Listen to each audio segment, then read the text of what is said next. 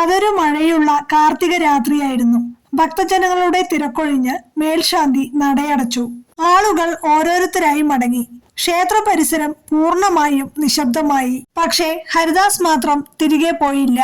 അവൻ രുദ്രതീർത്ഥ കുളത്തിന്റെ വിജനമായ പടവുകളിൽ വന്നിരുന്നു.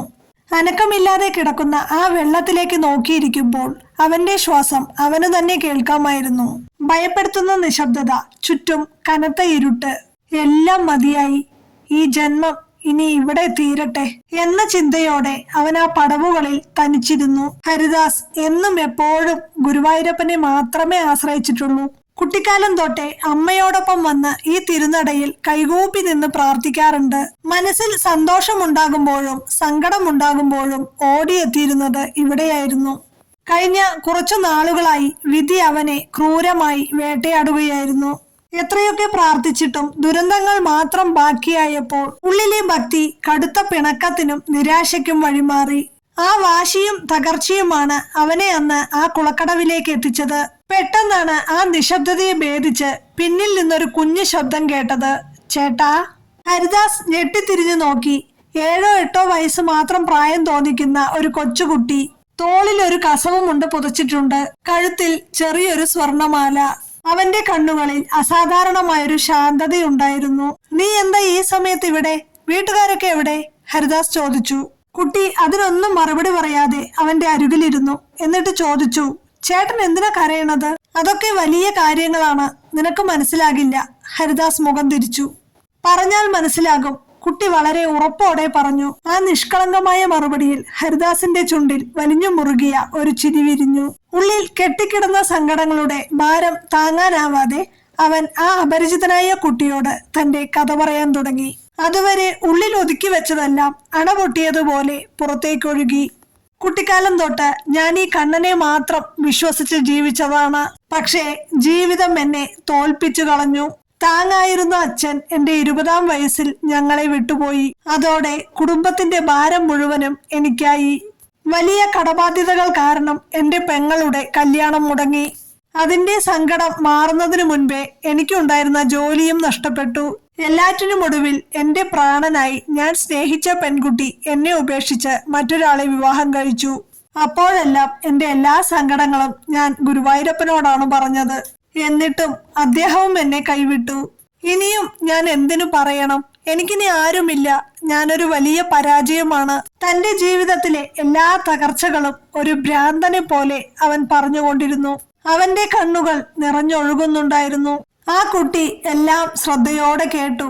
അവനെ ഇടയ്ക്ക് വെച്ച് തടഞ്ഞില്ല, ഉപദേശിച്ചതുമില്ല. എല്ലാം കേട്ടുകഴിഞ്ഞ് കുട്ടി പതുക്കെ ചോദിച്ചു, ചേട്ടാ, ഗുരുവായൂരപ്പൻ എല്ലാവരുടെയും കഥ കേൾക്കുമെന്നല്ലേ പറയുന്നത്?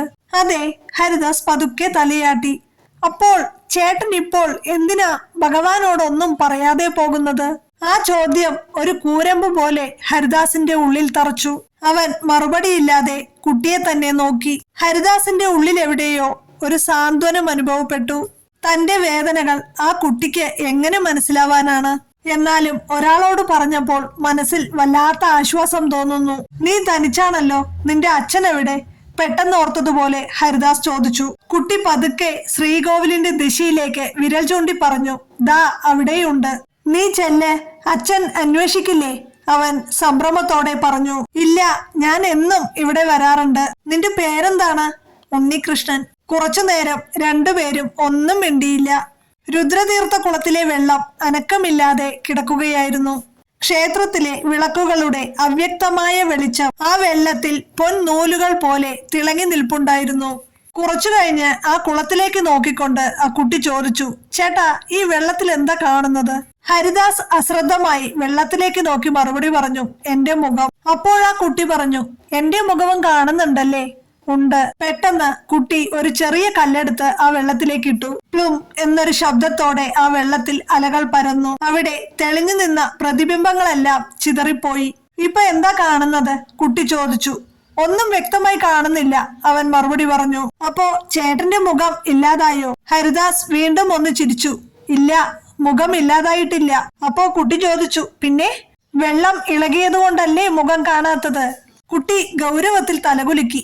വെള്ളം ശാന്തമായാൽ വീണ്ടും മുഖം കാണാം, ഹരിദാസ് പറഞ്ഞു.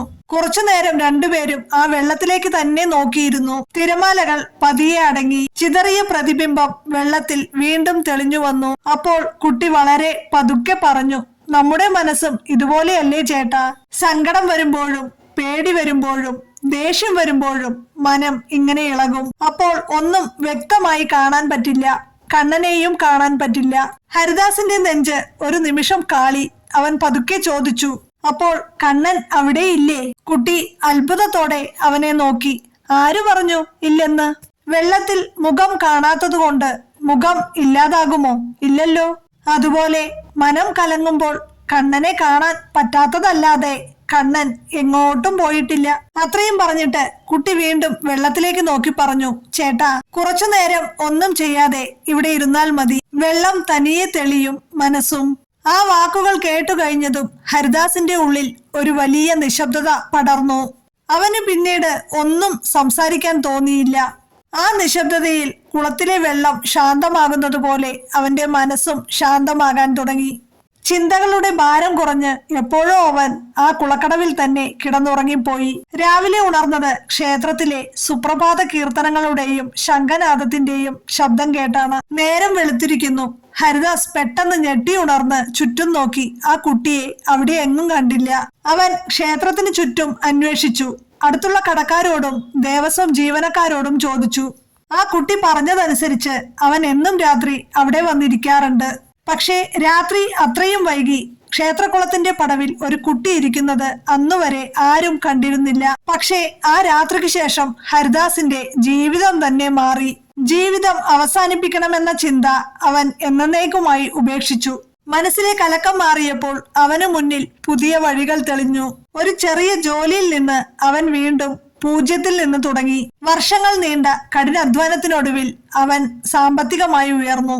കടങ്ങൾ വീട്ടി. സഹോദരിയുടെ വിവാഹം ഭംഗിയായി നടത്തി. അമ്മയും കുടുംബവുമായി സമാധാനത്തോടെ ജീവിച്ചു. വർഷങ്ങൾക്ക് ശേഷം ഇന്നും ഹരിദാസ് എല്ലാ ജന്മദിനത്തിലും ഗുരുവായൂരിലെത്തും. രുദ്രതീർത്ഥ കുളത്തിന്റെ അതേ പടവിൽ കുറച്ചുനേരം വന്നിരിക്കും. ഹരിദാസിന്റെ കഥ കേട്ട് ആകാംക്ഷ അടക്കാനാവാതെ ഒരു ദിവസം ഞാൻ അദ്ദേഹത്തോട് ചോദിച്ചു, ആ കുട്ടിയെ പിന്നീട് എപ്പോഴെങ്കിലും വീണ്ടും കണ്ടിട്ടുണ്ടോ? അദ്ദേഹം പതുക്കെ ചിരിച്ചു. ഇല്ല.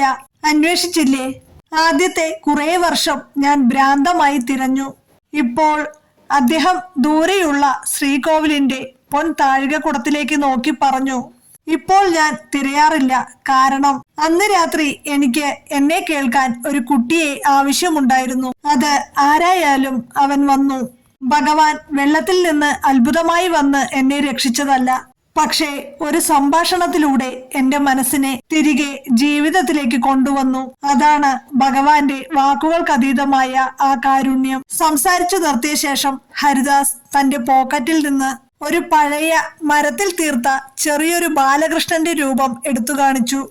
കാലപ്പഴക്കം കൊണ്ട് അതിന്റെ നിറമെല്ലാം മങ്ങിയിരുന്നു. അന്ന് രാവിലെ ഞാൻ ഉണർന്നപ്പോൾ ഇത് എന്റെ അരികിൽ ആ പടവിൽ കിടപ്പുണ്ടായിരുന്നു. അദ്ദേഹം അത് പറയുമ്പോൾ ആ മുഖത്ത് പറഞ്ഞറിയിക്കാനാകാത്ത ഒരു സന്തോഷമുണ്ടായിരുന്നു. അതൊരു പക്ഷേ ആരെങ്കിലും അവിടെ മറന്നുവെച്ചു പോയതാകാം, അല്ലെങ്കിൽ അദ്ദേഹം തന്നെ വാങ്ങിയതാകാം. അതുമല്ലെങ്കിൽ പക്ഷേ ഒന്നുറപ്പാണ്, ജീവിതത്തിൽ മനസ്സ് കലങ്ങി വഴി അറിയാതെ നിൽക്കുമ്പോൾ ആ വഴി തെളിച്ചു തരാൻ എപ്പോഴും കൂടെ നടക്കുന്നവൻ ആരാ? അവൻ തന്നെയാണ് ഗുരുവായൂരപ്പൻ. എല്ലാവർക്കും ഗുരുവായൂരപ്പന്റെ അനുഗ്രഹമുണ്ടാവട്ടെ.